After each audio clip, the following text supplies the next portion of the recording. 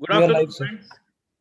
We, Dr. Pramod Jog from Pune, Dr. Anuj Rastogi from Meerut, and Dr. Divyang Pathak from Varanasi. We are going to have a discussion on allergic rhinitis and some other allergic conditions over the next 1 hour. And it's my great privilege to introduce my co-panelists. We have Dr. Anuj Rastogi, who is a senior pediatrician from Meerut, and he has a big up-to-date setup at Meerut, and he's a good friend of mine, and he has multiple interests in the field of pediatrics. And Dr. Divyang is from Varanasi. He graduated and post-graduated from the Pravara Institute in Maharashtra, and then was there in Gangaram Hospital and Medanta in Gurgaon. And now he is an intensivist and pulmonologist at Varanasi. So we have experienced faculty with us for discussion today. Initially, I will be giving you some information about allergic rhinitis and urticaria, and then we will have discussion on the new molecule, that is Bilastin, which is used for allergic rhinitis as well as for urticaria. Then we will have some experience sharing from Dr. Rastogi, and then we will have questions and answers. So be ready with your questions and answers, which we will definitely have at the end of this particular discussion. Now, basically, this particular topic is important for certain important reasons. One is, of course, we must have the information in details about allergic rhinitis. However, the another important thing is that allergic rhinitis is an important comorbidity along with asthma. In pediatric practice, many times we treat children with asthma, but many of them, they do not recover in spite of giving the inhaled medication. Many of them continue to go to the pediatricians or the allergy specialists or the pulmonologists, and they are not very happy. Many times the cause is because their associated comorbidity of allergic rhinitis is not treated. 80% of asthmatic children have allergic rhinitis as a comorbid, and many times we forget that. And the third important thing in today's discussion is to have an information about the new molecule, that is Bilastin. Now, remember, we will have to have a spectrum of allergic rhinitis in front of our eyes before we discuss this particular topic in its entirety. So let us have some cases in the beginning, which we usually see in our OPD. For example, she is an 11-year-old girl who has history of recurrent cold for the last 6 months, and she has paroxysmal sneezing. She sneezes paroxysmally, and then the sneezing is more than 50 times in few minutes, and the symptoms worsen in August and September. So the doctor is confused whether it is a seasonal allergic rhinitis or whether it is something in the season of August and September, which are our rainy months, whether it is a viral infection. This is a very, very common scenario, and we will see as to how to differentiate allergy from the viral infections. But remember, whenever a child comes to you with a history that he sneezes for many, many, many times in the morning, it is more likely to be allergic rhinitis.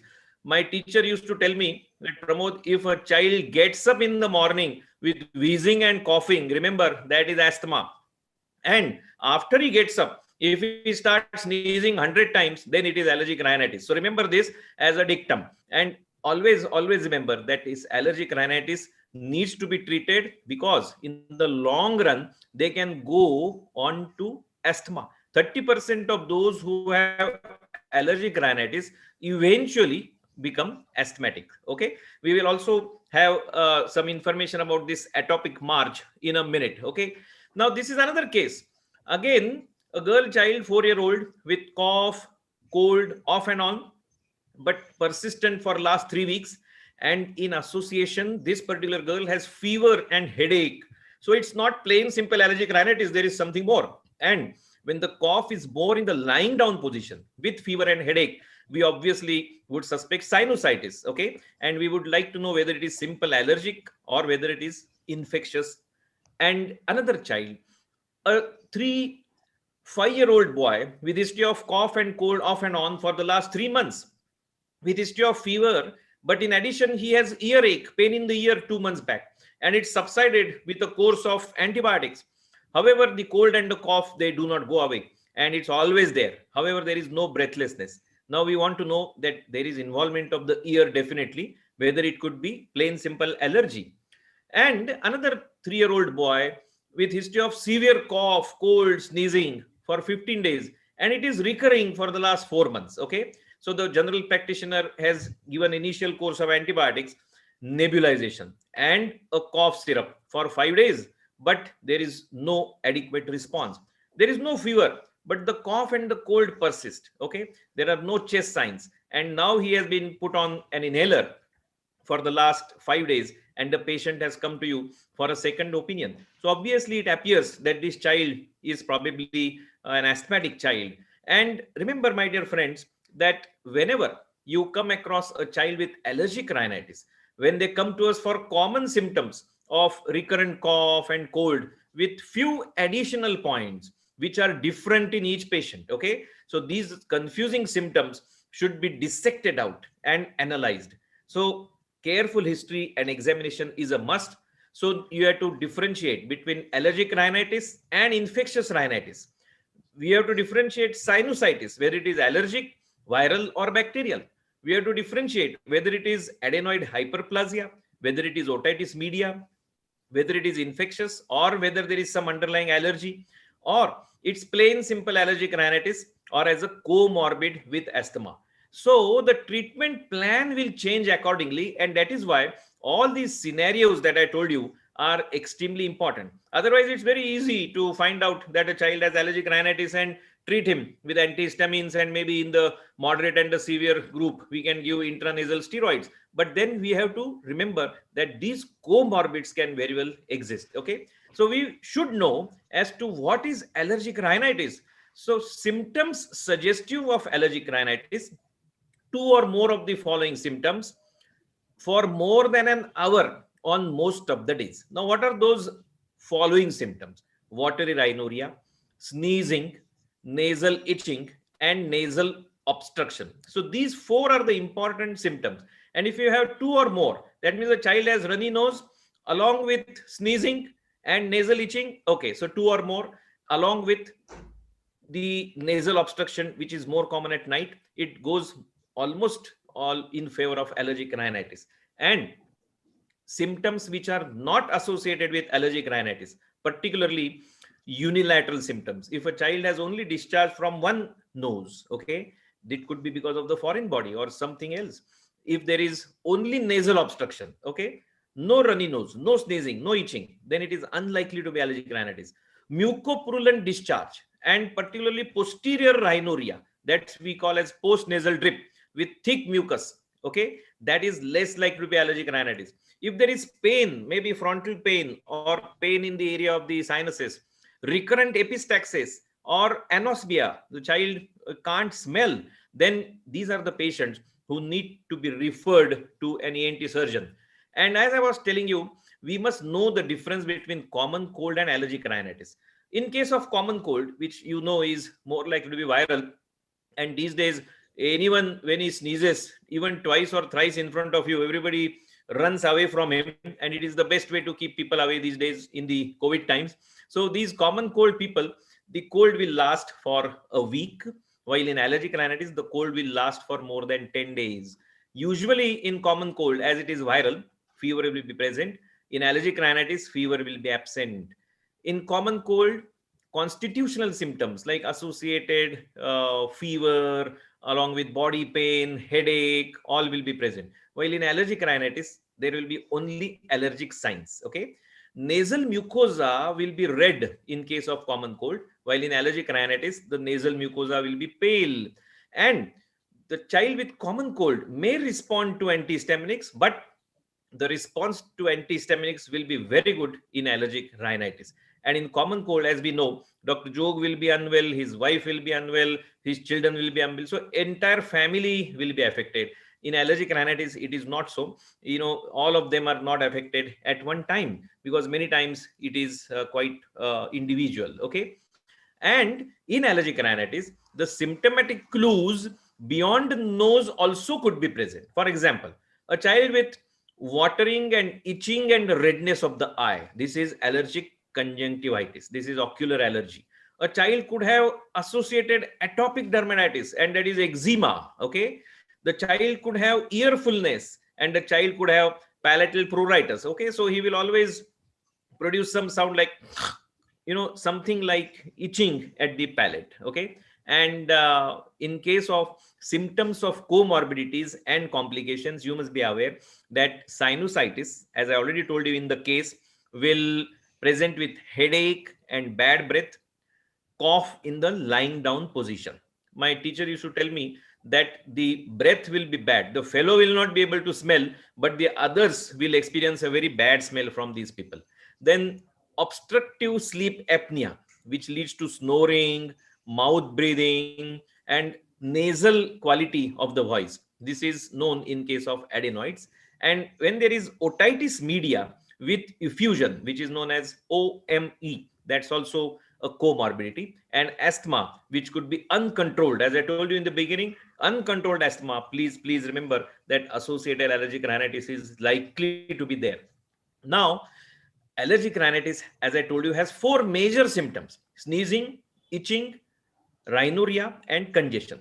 And what is it because of? It is a chronic inflammation of the nasal mucosa, and it is induced by IgE antibodies. And this is after an allergen exposure. So there is an allergen, for example, a pollen, a seasonal allergic rhinitis, as we call. So in the month of, say, August, September, or maybe in the month of winter, that allergen will act as an antigen, and that will induce IgE antibodies. These IgE antibodies will go and sit on the mast cells, and these mast cells will release histamine. So almost all the features of allergic rhinitis are because of histamine. And children affected with allergic rhinitis are almost 5 to 25%. Okay, and this is the atopic march which I was talking about.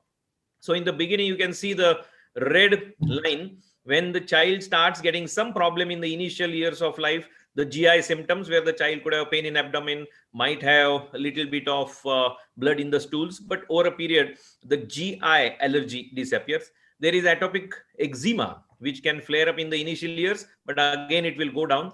Asthma starts in the preschool years and may continue, and allergic rhinitis is the one which starts little later, after 3, 4, 5, 6, 7 years, and then it continues. In some people, in fact, it can start at a later age also. Now, whenever you get a child with allergic rhinitis, please ask for runny nose, clear watery discharge. I told you it's not purulent discharge. Okay, there is paroxysmal sneezing. Paroxysmal, it will be today for next 4 5 days, again it will come in the next month, again after that. Nasal itching, nasal block, which usually is common at night.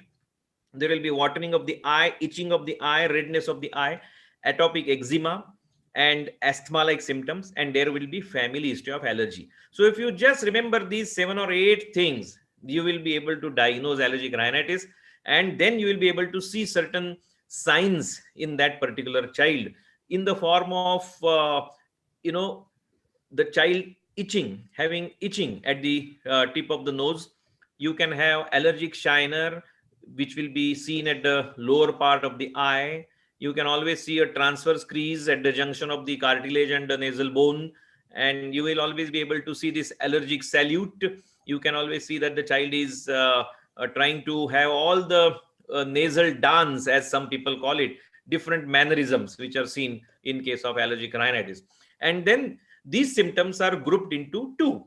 There is paroxysmal sneezing, watery rhinorrhea, itching, and conjunctivitis, which is worse during the day and improves at night. These are the sneezers and runners. While blockers, that means those where the nose block is seen, they have little sneezing, but the mucus is thick.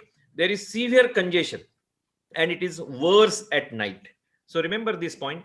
And that is why, to have a uniformity, there was a classification which was proposed, which is called as area classification. That is allergic rhinitis and its impact on asthma. And this allergic rhinitis could be intermittent. That means it will come somewhere in January, again it will come in the month of June, or again in the month of October. So that's intermittent. And it could be persistent. That means from January till December. Now, what is the definition of intermittent? It is less than 4 days a week, and less than 4 weeks in a year, while persistent is the one which is more than 4 days in a week and more than 4 weeks in a year. Both these varieties could be of mild category or moderate to severe category. So the mild category is the one where the sleep is not disturbed and the activities are not affected. The child attends the school nicely. While if it's a moderate or a severe category, the sleep is disturbed and the activities are affected. Okay. And the management of allergic rhinitis, remember, involves the drugs and avoidance of the allergens and immunotherapy. Of these, avoidance of allergens is the topmost, which we will discuss in the latter part in our question answer sessions. About the drugs like the antihistaminics, Dr. Divyank will be discussing it in a minute. And remember that the management of allergic rhinitis is, in a step ladder form.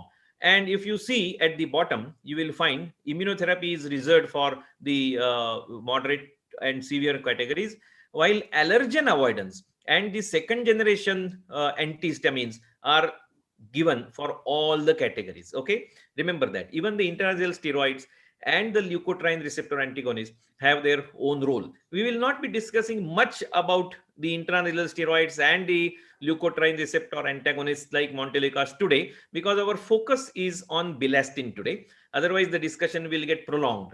My dear friends, remember that allergic rhinitis also involves the management of the triggers. As I was trying to tell you, environmental control is an important part of the treatment of allergic rhinitis, and we will take it at a little later part of this discussion. We will not discuss immunotherapy, but we will definitely discuss that allergic rhinitis has its impact on asthma. And as I told you, I will repeat, 30% of the allergic rhinitis patients have asthma. 80% of asthmatics have allergic rhinitis. And allergic rhinitis is a risk factor for asthma, and both of them, they share common allergens. And that is why the term that is used these days is called unified airway.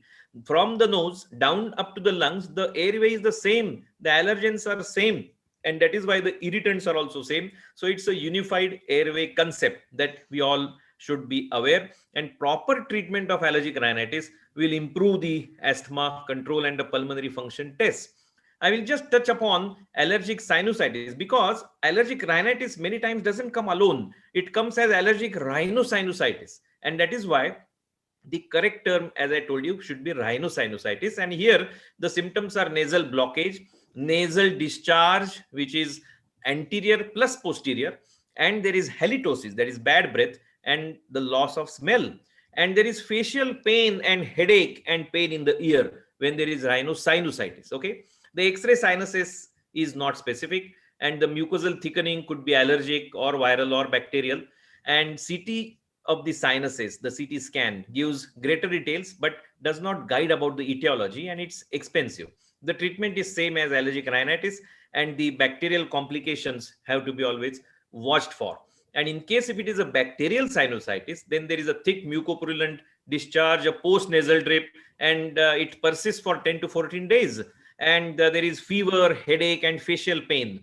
And there is a cough which is more in the lying down position, and it needs proper antibiotics for almost 10 to 14 days.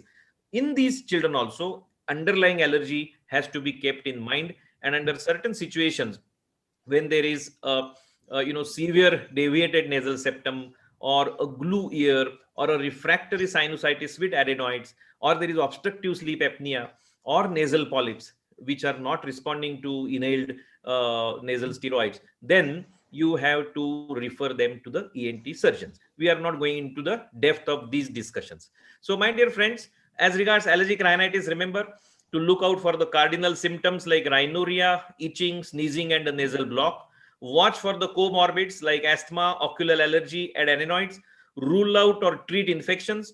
And as I told you, the second generation antihistamines, leukotriene receptor antagonists, and the inhaled nasal steroids, depending on the severity. And treatment of allergic rhinitis, remember, it improves the asthma control, and specific immunotherapy is required in rare cases. We will be going now to the discussion on antihistaminics, and Dr. Divyank will discuss the antihistaminics, the limitations of the first generation antihistaminics, and the advantages of second generation Aminics with special reference to Bilastin. So, Dr. Divyang, you can start with your presentation. Thank you. Thank you, Jok sir. It was a very beautiful, concise summary of allergic rhinitis with touching upon all the aspects of allergies. So from now, I'll be continuing with the antihistamine part. That will be just a second. Yeah. So as we all know that in allergy cases, the histamines are the main source that causes the symptoms. And so antihistamines, the role of the antihistamines came into play. So now these antihistamines have been in clinical use from past 70 years. And like you can see that in 1937 to still we are exploring the antihistamines, and in 1937 there were a few 1942 1950 chlorpheniramine. Then we moved to second generation to cetrizine, loratadine, levocetrizine. But now in the second generation only, the latest we have discovered, like it is bilastin, which have much more positive effects on or benefits on our allergy things. So moving forward, so comparison of the first and second generation of antihistamines. In first generations, the main problem from for the first generation is that they were non-selective. So it was acting on all H1, H2. So and basically we have to block H1 receptors, which are more responsible for the allergic reactions. So H1 receptors, because H2 receptors causes more CNS penetrations. First generation was not a success. There was a non-selective and has anti-cholinergic effects, usually administered in 3 to 4 daily dosage, crosses the blood-brain barrier, as I said. And the most important, it caused QT prolongation. Now that was a problem because it can be a contraindication in the patients which are having a congenital QT prolongation, and or uh, any QT prolongation. So CPM, diphenhydramine, these are now outdated. Still, we used to see that we use CPM, but I would not like to recommend CPM to counter the allergic uh, symptoms. Now, in second generation, the advantage is that basically it is selective on H1 receptors, though the different types of medicines have different spectrum of selective receptors, selective attachment to the receptors of H1 receptors. So it has different effects. And it is usually administered in once or twice daily. That is easy. Do not cross blood-brain barrier. So it doesn't have any sleepiness or letharginess, doesn't cause any sedation, do not cause QT prolongation, though in papers we have seen that second generation also have a contraindication in patients who have congenital QT prolongations, which we have to take into consideration. So no drug-to-drug interactions, and certain common like cetrizine, levocetrizine, fexofenadine, and bilastins are the latest one. Now, second generation antihistamine binding affinity for H1 receptor is high. It's faster action and longer duration of action, which makes it unique. And it also reduce the ocular symptoms also. So in generalized terms, if patient is allergic to any allergen, then it's not necessary that it is happening only to one organ. There are many organs: skin, eye, nasal system, gastrointestinal system. So the in the second generation, they also have an effect on the ocular symptoms also. So in rhinoconjunctivitis, it can also help and have a lesser sedation, or the newest like Bilastin have no sedation effect. Now, what is the requirement for an ideal antihistamine? Now, it should be potent and selective activity of H1 receptor, no anti-allergic effect, other anti-allergic activity should be there, no clinically relevant pharmacokinetic interactions with food medications, and no interaction with cytochrome P450 like in liver failure or liver side effects should not be there. And efficacy should be very good in both intermittent and persistent allergic rhinitis. That's the basic concept of requirement of an ideal antihistamine.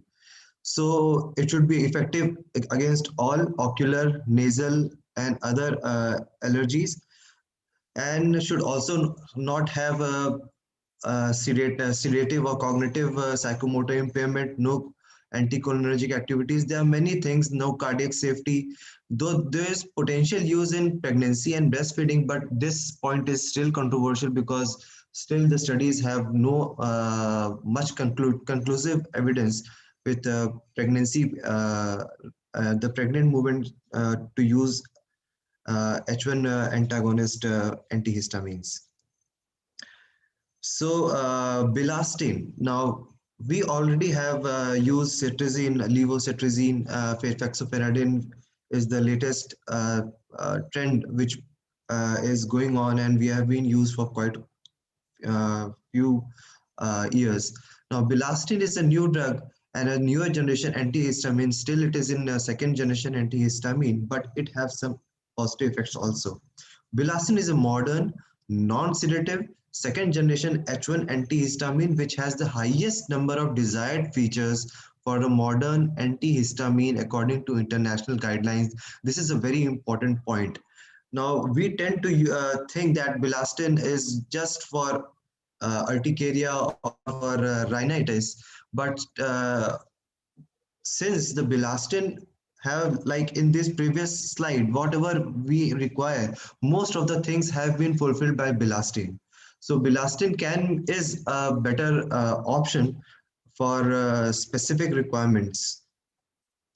Now, something about Bilastin, like in chemical structure, there is a hydrophilic carboxylic substituent here, which is the main thing that contributes to low penetration to CNS. So it has minimum or low, no effect on CNS or sedation part.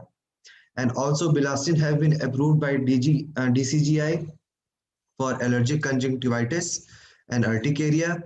Bilastin recommendations as a second generation antihistamine is one of the first line of treatment in urticaria as recommended by EAIC and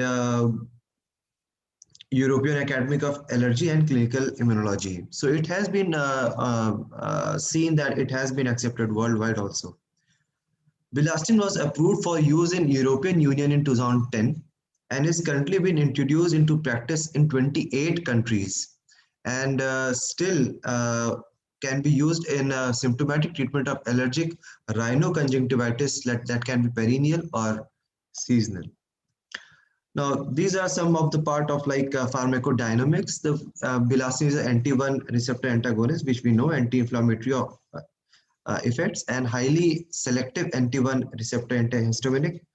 Bilastin has threefold greater affinity than that of cetrizine and five-fold greater affinity than that of fexofenadine, which makes it special. Bilastin has longer duration of action. So for like cetrizine or levocetrizine, once we tend to use twice or thrice. For fexofenadine twice, but Bilastin can go for once or more. More than twice is the maximum dose which can be used, and it has a long target residence time at H1 receptor. So dose it can be 20. It is just 20 mg. Now concentration maximum. These are just the numbers. That the maximum concentration is attained in 1 hour to 2 hours, in between 2 hours. That is quite good. And bioavailability is 61%. That is also very good. Half-life is 14 hours. That means if the half-life is 14 hours, then the effect would be more than 20 hours, that a single dose can also be very useful for that. And in metabolism, there is minimal metabolism in liver, though it is the clearance is from the kidney, but it has been proved that it is for safe for kidney also. Excretion, urine 28%, feces 67%, because excretion is less from urine, so it is safe for kidney. Now, dosage, Bilastin have been studied in children also at the dose of 10 mg once daily, but it is a license for symptomatic relief of urticaria in children more than 6 to 11 years. Less than 6, there's no relevant studies below less than 6 years, but above 12 years, it has been established. It is very quite evident that we can use above 12 years, but between 6 years and to 11 years, we can use, and there are studies to prove it. So 10 mg once, that can be done for 6 to 10, 6 to 11, and after that 20 mg can be also be used. Though in persistent cases, if you want to increase the dose of the uh, Bilastin, then we can go 10 mg BD also. Now, indication, that is allergic rhinoconjunctivitis and urticaria. So, rhinitis and urticaria, rhinoconjunctivitis is the major target system to which we should use Bilastin, and it has a promising effect. Now, advantage of Bilastin: no dose adjustment in renal and hepatic impairment, no sedation, no anticholinergic effect, but still needs study for use in pregnant women. There are some studies which show that this is the Bilastin, which have non-sedating effect, which is least, and this is the fexofenadine, which is slightly less in the column, in the less sedation effect, and rest other are totally sedative. So non-brain penetrating antihistamine, it is Bilastin. Now, tolerability and safety, the 10 mg administered for 12 weeks in children with allergic diseases. Now, you can see that the figures shows the Bilastin is equally good. There is no snoring to 12 weeks. There is no increase of the symptoms, inattention, daytime sleepiness. All are equal. That is, it doesn't have long-term effects. It doesn't have cognitive impairment. So it can be used safely for longer term or longer period also. So Bilastin joins cetrizines, levocetrizine, loratadine as second generation antihistamine approved for use in pediatric patients. For long-term safety data are available. Now, Bilastin versus cetrizine and fexofenadine. Now, Bilastin has a rapid onset of action within 1 hour and long duration of action greater than 26 hours. That is the positive effect. That is the add-on advantage on cetrizine to fexofenadine in comparison to Bilastin. So Bilastin can be a better choice for specific indications.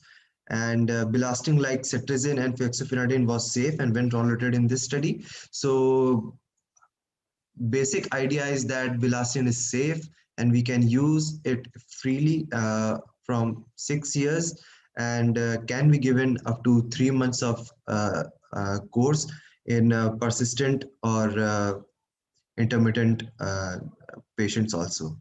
Now, take home points: Bilastin is potent, Bilastin has rapid action, longer duration, and it is uh, it is included in the impact of asthma, that area criteria for medication used in treatment of allergic rhinitis. So these are the take home points, so that we can at least know that there are other drugs than fexofenadine, and we should take home that Bilastin can also be used and should be used further. So I hand over to Dr. Pramod Jo.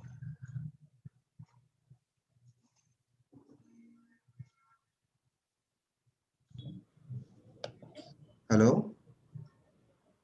So further, we have Yes, Uh, yes. yes, Divyank, I hand over to Dr. Pramod Jo for the further proceedings. Yeah. thank you, Divyank. It was an excellent information about Bilastin as a molecule, and we all learned that the onset of action is rapid, the duration is long, it is safe, and it doesn't produce sedation.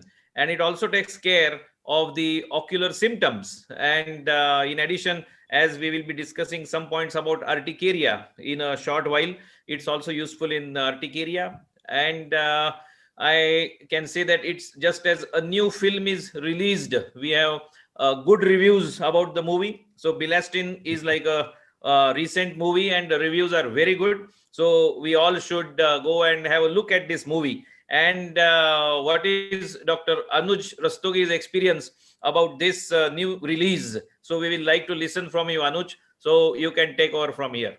Yeah. Thank you, sir. Thank you.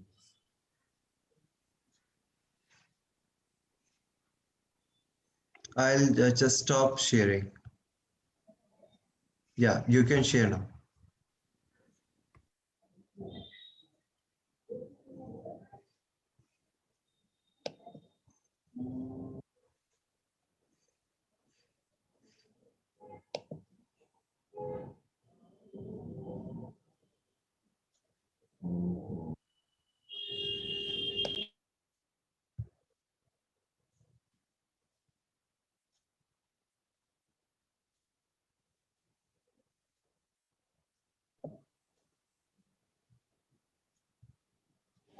Is a,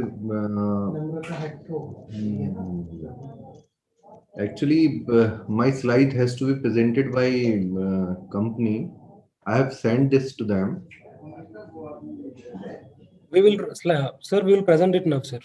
Just give us a second. Okay, okay.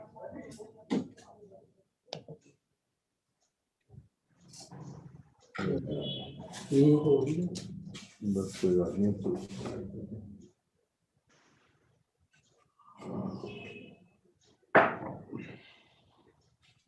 Till the time that it takes this Sir glitch to manage, I can tell you that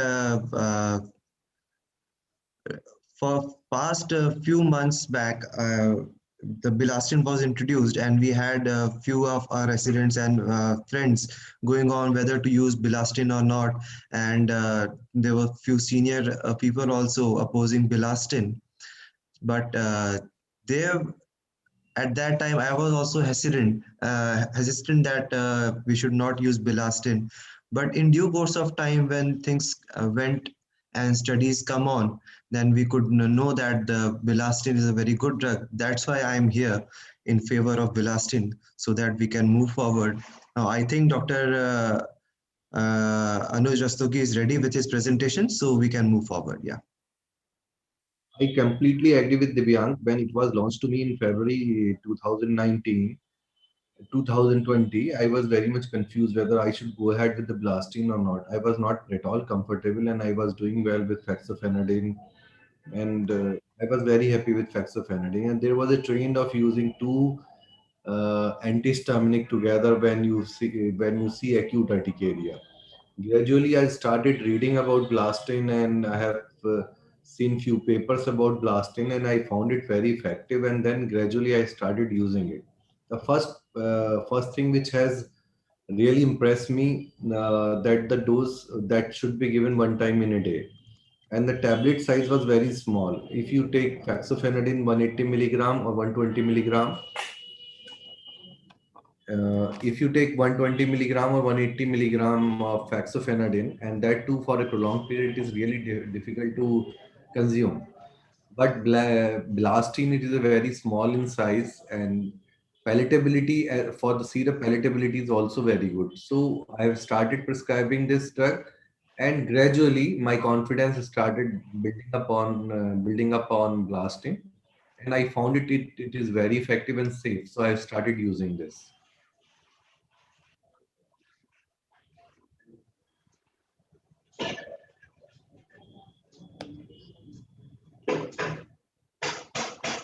It is not moving.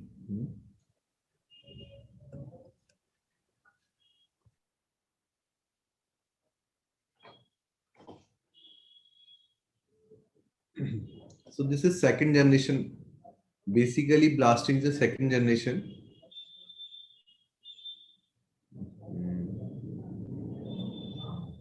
Second slide, yeah. So it is as the Dr. Divyang has told, this is strongly recommended by European Academy for Allergy and area also as a first line of therapy for second generation antihistamines are the first line of therapy for allergic disorders.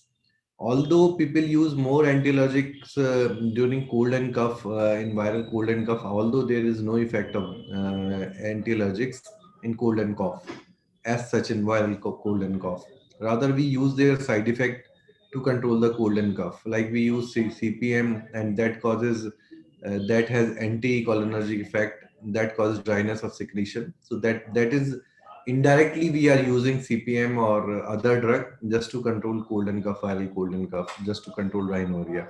Otherwise, it is a double-edged sword when you give these that lead to thickness of the secretion and sometimes sinus blockage or which is secretion become viscid. Initially, you feel, get benefited, and later on you feel more problems and more cough.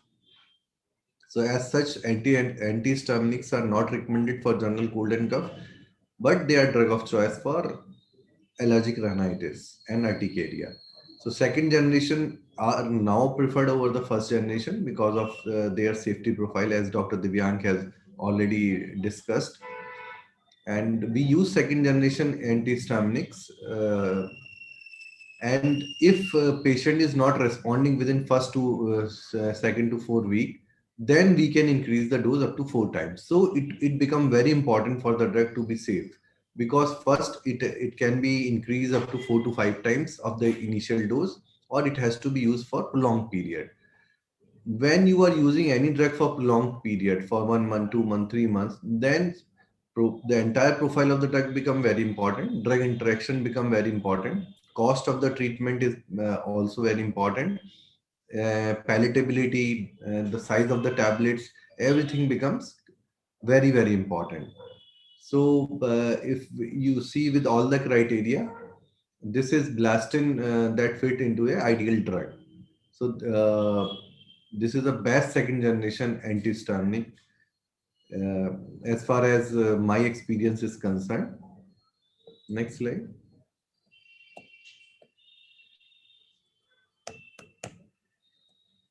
Next slide.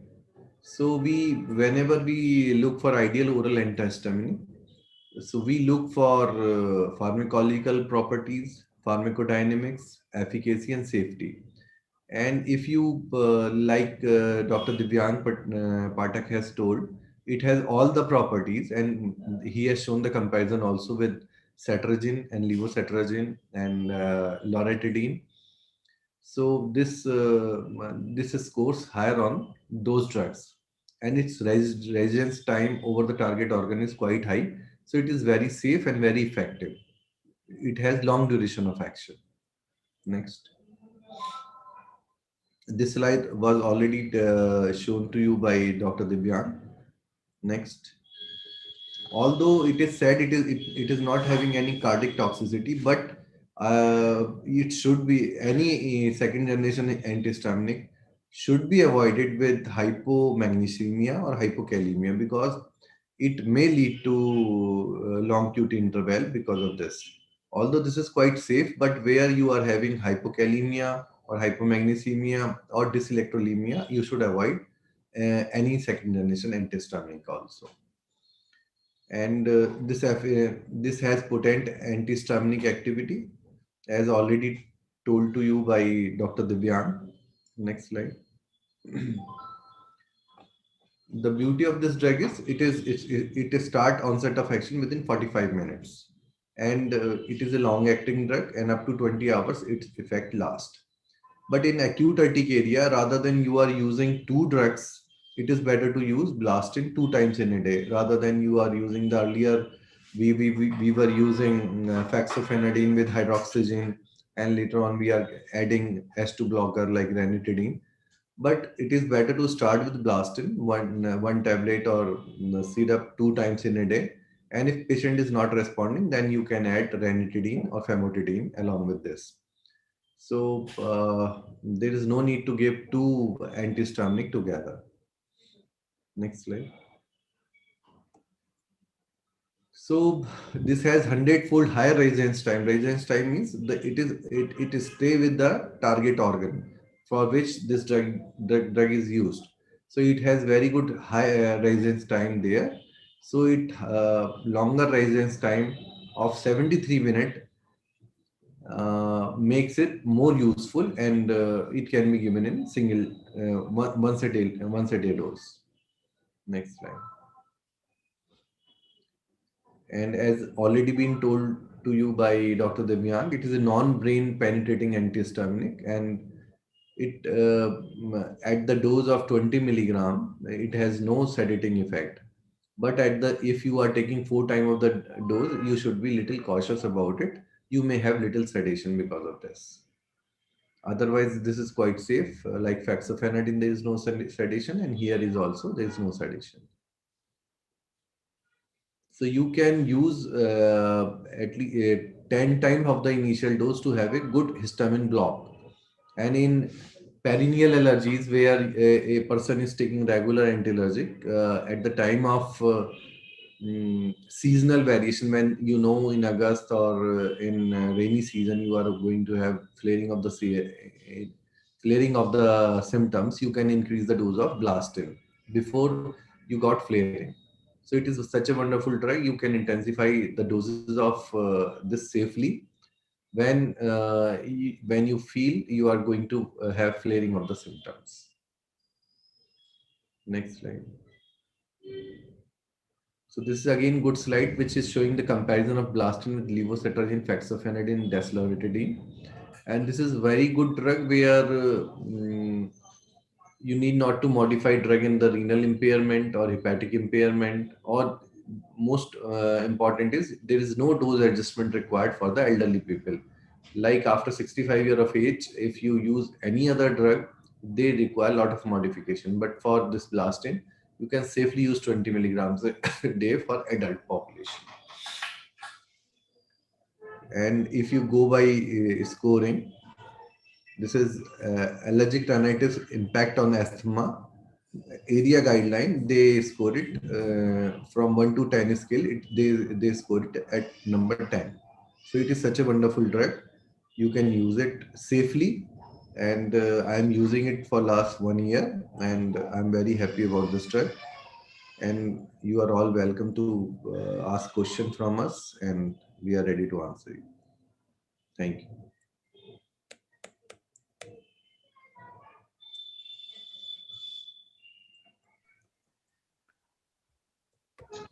Okay. So thank you, Anuj, for giving the concise information of this molecule.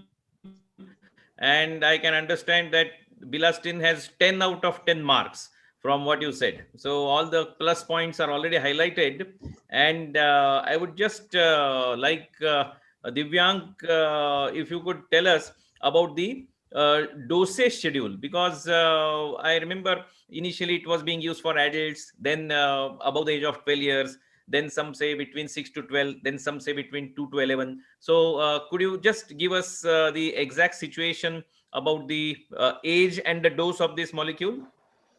Uh, Sir, actually the age, according to the studies, below 6 years, there is no any very safe guidelines to use Bilastin below 6 years. But in practical situations, we have been used it from 2 year after 2 years. Bilastin have positive effects, but on clinical evidence based, it should be used after 6 years. Now, 6 to 12 years, it has a safe profile. We have been reviewed for long term also. So from 6 years to 12 years, the 10 mg OD or BD can be used. OD can be used when if it is intermittent, and if you want to increase, then it is BD, 20 mg total dose for one day. After 12 years, you have to use 20 mg OD. Then it can be used for 2 times if you want to increase in the persistent cases. So these are the basic schedules, and they for lower for the toddlers, if you want to use below 6 years, then there are syrup which have 4 ml contain 10 ml 10 mg. Then in that cases you can give 10 mg ODs. That is fine for the toddlers. Okay. I also heard that the minimum weight of the child has to be 20 kg. Is that so? Yes, sir, the minimum age of the child has to be 20 kg. As I said, that the 20 kgs uh, is the minimum weight, but it is all evidence based on this is all evidence based that it has to be 20 kg. But below 20 kg, if we use from 2 years of age, then also in practically, I have consulted many pediatricians and many attended many seminars on this. They have not been reported any problems with that. So it is not very specific that 20 kg is the borderline, but you can be the age is the 6 years is the basic baseline age that has to be given. Okay. And now one of our listeners, Dr. Sharad Shukla, he wants to know, Dr. Anuj, it's a question for you. Yes. Many times in the meeting, we always say that antihistaminics and leukotriene receptor antagonists, this particular, I always say this is a romance which is going on for ages together, whether both of these could be given together. So what is your take on Bilastin plus Montelukast? Because some combinations have already started coming in the market. So how would you look at these two combinations? Sir, as a matter of fact, I don't trust Montelukast to up to that extent. If I have to start Montelukast, I will go for inhaler therapy, inhalational therapy, because Montelukast is only leukotriene inhibitor. And if you treat asthma or allergic rhinitis, it is not only leukotriene that is causing problem. Montelukast has its role in exercise-induced asthma, where it is very effective. Otherwise, as such, I personally don't use, and I don't believe in this combination of therapies, because sometimes you want to give Montelukast for longer period when you are not needing to give anti-allergic together. Like there is a nasal spray also with the name of Agelistin and steroid. So for initial phase, you may give that for 10, 15 days or 20 days, and then you need only steroid inhaler. So I don't believe in that. And Arrowcot was the inhaler which was come with a big bang, and it is still used. But you see, you are in a way, if you are using regular salbutamol along with Budicort, you are masking the inflammation. So I would like to go separately if I want to use this. Right. So, as per your opinion, Bilastin has to be given separately and it should not be given in combination with Montelukast. That's Ex- very good. Yeah. And one of the listeners also wants to know about the role of allergen avoidance. Of course, I was going to cover it. In short, just remember that the allergens could be either seasonal or perennial. And I always say that, the seasonal ones are like pollens which come in particular season, and I always say that it is like sas and sasur who are seasonal while pati and patni are perennial. So these are the dust mites, then we have cockroaches, and we have the perfumes and aerosols and so many things, then the cleaning agents on the floor. So whatever factor is there inside the house, even the indoor air pollution, they are the ones which are perennial, means all around the year they will create a problem. And that is why you have to be very, very careful, because no discussion on any topic related to allergy can be complete unless we discuss allergen avoidance. That's why all the bedding has to be covered in a very good quality sheet, so as to avoid the dust mites creating problem.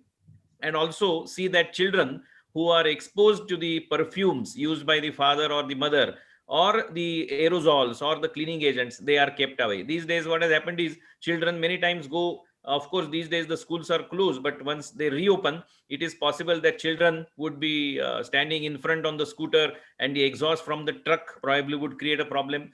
They come back home, and then in the house there is agarbatti, sometimes there are mosquito coils. So allergens, I think our pediatric colleagues and listeners know very well, and it is better that we discuss it with the parents and find out what is the factor responsible. So that is related to the allergen avoidance, and it is important because all the symptoms are related to the allergen producing the antibodies and then the release of the histamine.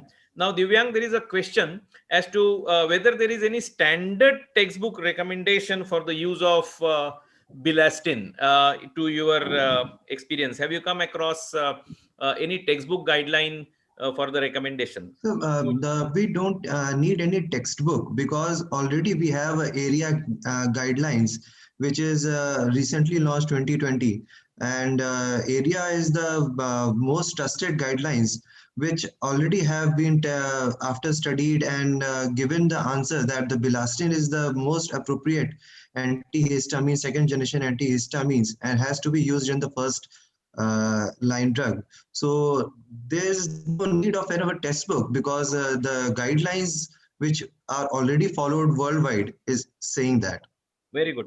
And as from the discussion that we have had with you and Dr. Anuj, as it is a single daily dose, and the adherence and the compliance also is going to be very good with this molecule. Just wanted to know, Divyang, from you as to how would you administer this medication, whether it is on empty stomach, whether it is to be given with meals or after meals, and what are your experiences about any issues when it is given. Is there any gastric upset or any other problem? No, sir, I have not encountered any problem with this. Antihistamines have nothing to do with the empty stomach or food.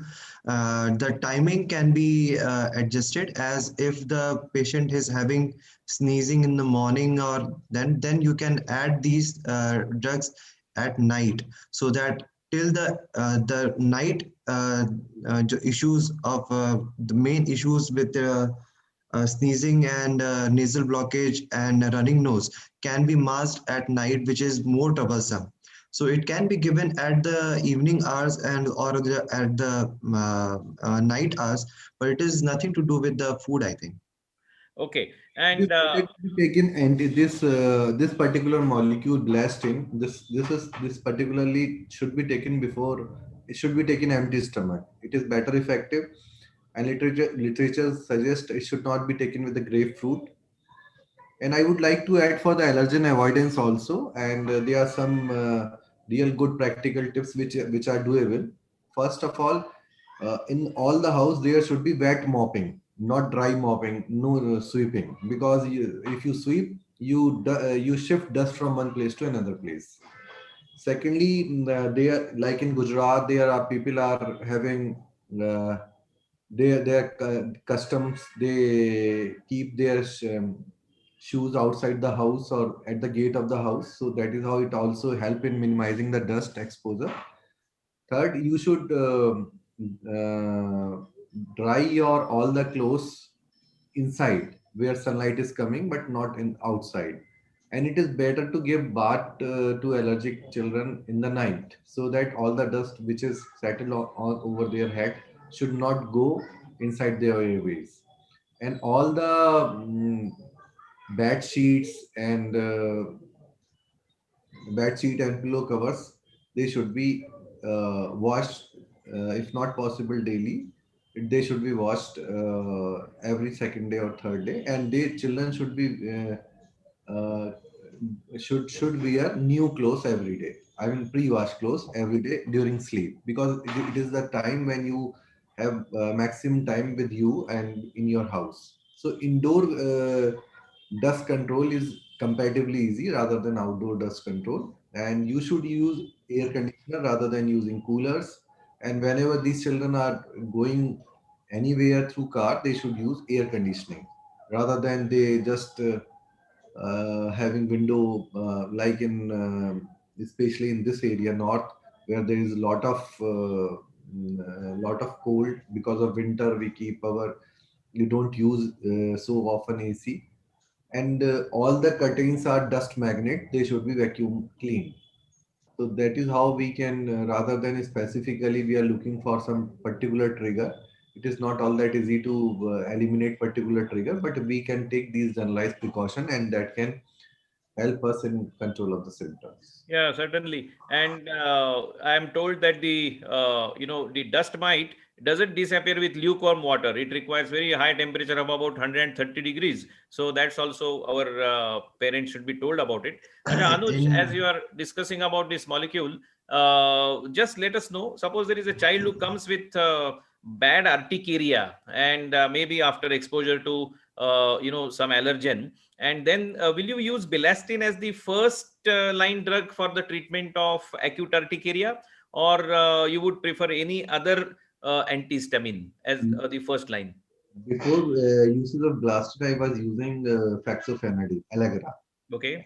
Flexibility with the Allegra is you can use as much as dose you want to use to stomach block.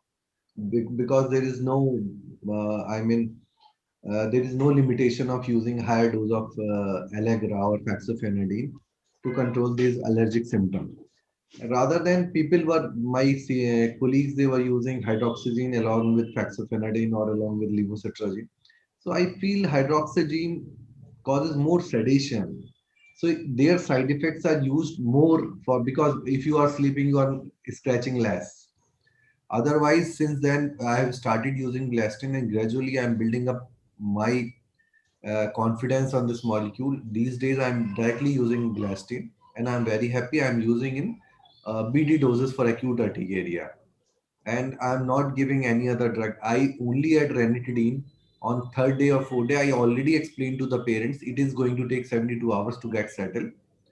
And if at all any antibiotic to be given, I'm giving azithromycin along with this. No other antibiotic, because these are this sometimes this is in children. This is some viral infection or some other infection that's precipitate urticaria, or I don't do anything and they are responding. They are very rarely I need to use steroid, but I don't use steroid for urticaria. And since I explain them, it is going to take 72 hours and it is going to work, then it works. Yeah, Only very good. thing, when you chase the symptom, then you give more medicine. Like you if you have not explained it to mother, she's going to call you. Doctor साहब कोई आराम ही नहीं है इसे. And then ये Betnesol and Decadron and everything will come into the picture. Yes, I agree. But I don't Yeah. use steroid. Yeah, yeah, that's good. I also agree with you, except that whenever a child comes with angioedema, you would agree with me that it's a different story. When there are swollen lips and change in voice and cough, maybe following some, bite because of a honeybee or something, then of course the story is different. And I remember I received firing from my senior when I was a resident because I did not use adrenaline at that time. Because he told me that, Pramod, you should remember that along with urticaria and the swollen lips, there is likely to be laryngeal obstruction. And that's why for a child who has angioedema, one should always remember to use adrenaline, very, very handy. And one of my close relatives in US, he recently had some problem and he was unaware of what to do. And the colleagues there had the EpiPen, the injection, and he was saved by that EpiPen at that time. But I came to know that the cost of EpiPen there is $600. And he said it would have been better to suffer rather than to pay for that. But I said no, life is more important. Anyway, the point is that all these the difference between the urticaria and angioedema is that urticaria involves superficial part of the skin, angioedema involves the dermis, the lower part. Okay, and in general, by definition, urticaria is characterized by transience. It will disappear. So urticaria is the most important is transience. There are various aspects related to urticaria, but we can use Bilastin as the first line drug. Now Divyang just wanted to know as to what is the safety duration of Bilastin in children when you use it either for rhinoconjunctivitis or urticarial cases. So the basic on evidence base, it is proved that 3 months is a safe duration. You can use for at least 3 months can be used, but depending upon the profile, if it is intermittent, then you can give for 4 weeks, and if it is persistent, then you can continue it for 12 weeks. But there is no any side effect on that. Okay, that's great. And how would you compare levocitrizine with Bilastin as regards the say onset of action and the duration of action? So Bilastin have a better, less onset of action. I mean, it's rapidly have the Tmax. So in comparison to levocetirizine, Bilastin acts fast and long. So it's better to use Bilastin than levocetirizine. And these are the myths which we have to break. That we generally use fexofenadine and levocetirizine as a first line of drug, but Bilastin can also not. It should be used as a first line. Then you see the response, and then you decide whether to add something else or not, or rather than adding something else, increase the dose. Okay, that's very good. And I think we have covered almost all the questions. And before our listeners get bored of listening to allergic rhinitis and medication, I will just ask each one of you to I give some. would like to, sir. Yeah, yeah. Tell me. I would like to, sir, add one thing that in allergens avoidance, the one thing is very important, that pets, which we didn't cover. The pets, we have generally dogs and cat. In generally, we say that dogs are loyal, and that is actually with allergy also. Uh, if a if a person is specifically allergic to one dog, it doesn't mean that it will be allergic to all the dogs. But in cats, if the person is allergic to one cat, then it will be allergic to all the cats in the world. Oh, I see. So, yeah, that's This a is very a good piece of something. information. And I always would appeal all the pediatricians to tell the parents that keep all the pets out of the bedroom except the husband, which is the most pet of everyone, isn't it? So that pet should not be out of the bedroom; he should be inside. Anyway, now we will have some last comments from both of you, and then we will conclude today's session. So, Dr. Anuj, do you have any final comment to be made before we conclude?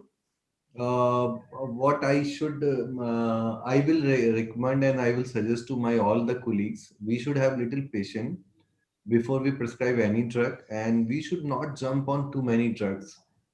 And if we want to use like blasting, we should go thoroughly about it, and then we should use it. And we should have little patience because it is a slow process. Disease comes like a storm, but it goes with time. So we should teach our parents. They should have a patience. It's not like that fever. You give paracetamol, then you add Meftal, then you add ibugesic. So this is pressurized treatment we should avoid, and then we will see the real response of the drug. Because drug, when it goes inside your body, it takes some time to get its level and effects. It is not the first dose phenomena, but for anti-allergic, it is very effective blasting. It has good resistance time, and onset of action is within 45 minutes. But if there is a lot of histamine release, it is going to take some time to get all the block to the histamine. So I will Okay. suggest colleagues, just have a little patience, and just buy time, and most of the things will get resolved with minimum drug. Okay. And Divyank, any comment from your side or a take-home message? Yeah, sir. Take home message is that first of all, we should have a clear mind that are we treating allergy or are we treating viral? If we are treating viral, then the set of medicines will be different. Though there can be viral induced allergy, most of the time it is very difficult to differentiate that. But as sir said, have patience, and please, before just starting any antihistamine, just think that whether it is the symptoms are in favor with the history of any allergy, and that is very important. And history in allergy is the most important thing. Just not one sneezing, one coughing, one episode or 2 episode doesn't mean that the child is having allergy, or you just give a short course of 3 days of antihistamines. So please try to make a decision that the child is having any allergic tendency or atopy, or it is just a viral induced thing. And obviously, Bilastin should be used for first and then be patient. Very good. Okay. So, my dear listeners, we are coming to the end of today's discussion. And what we have discussed today is the basics of the allergic rhinitis. We saw that there are certain important cardinal symptoms like the watery rhinorrhea, sneezing, itching, and congestion. And we also saw certain definitions and area guidelines, area classification. We also saw that there are some criteria of a good antihistamine, and the molecule Bilastin gets 10 out of 10 marks. It is a safe molecule. It doesn't produce sedation. It doesn't have any problem with people who have comorbids like the liver or the kidney involvement. The onset of action is rapid, the duration is also long, and the adherence to the molecule is also good. It has to be taken on the empty stomach, and then you can use it even for a longer period. And we have to be little patient before we change over to any medication. It is important that you take care of the allergens inside the house, outside the house. I remember cases where there was a child who used to be on the first floor, and the in the flowering season, all the yellow flowers which would release the pollens would make the child sneeze like hell. And that's why you have to take care of the outdoor allergens. And I also remember a case where a young adolescent boy tried to give a flower of rose on the Valentine's Day to his girlfriend, and then she started sneezing after smelling that because she was allergic to the pollens from the rose. So better be careful on this 14th of February when you hand over a flower of rose to the Valentine. Okay, of course that's not a carry home message, that's only for you to remember, either not for you now at this age, but for your children or grandchildren. Anyway, with that, we come to the end of today's discussion. I thank my co-panelists, Dr. Divyank and Dr. Anuj, for a lively discussion and sharing their personal experience. And I say goodbye, bye-bye, and have a very good evening after 5:15 p.m. today. Thank you. Thank you, sir. Thank you. Thank you.